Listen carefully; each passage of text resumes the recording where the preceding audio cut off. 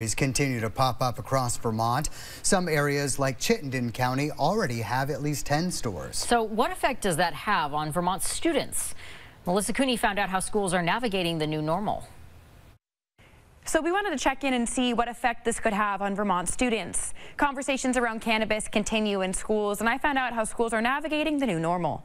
A similar approach to an evolving issue. High school students are still being taught to say no to underage cannabis use, but the legal market has changed the landscape of educating students on legal weed. Acknowledging that marijuana laws have changed, it's for sale, and so I think we take a really nuanced view here, which is talking to them about the realities of situations, but also talking to them about where they're at in their actual lives. Matt Monet is a student assistance programming counselor at Champlain Valley Union High School. He says despite the various ways to consume, the frequency in which students are getting caught isn't necessarily increasing. And the cannabis conversation about habits are continuing, making it clear that cannabis can impact the developing brain. Talking about decision making and what choices you want and like what life you want to live, I think helps take it away from just, hey, like this is all available now, to what type of member of my community do I want to be? What are my habits? Those kind of conversations are happening in classrooms all over Vermont. A 2021 statewide Department of Health Youth Behavior Survey shows nearly a third of high school students have tried marijuana, and it increases by grade, going from 16% of students statewide in grade 9 to 46% by grade 12. That means on average for high schools in Vermont, more than half the school has tried marijuana. It's important to note this is the data from before retail cannabis became legal. I think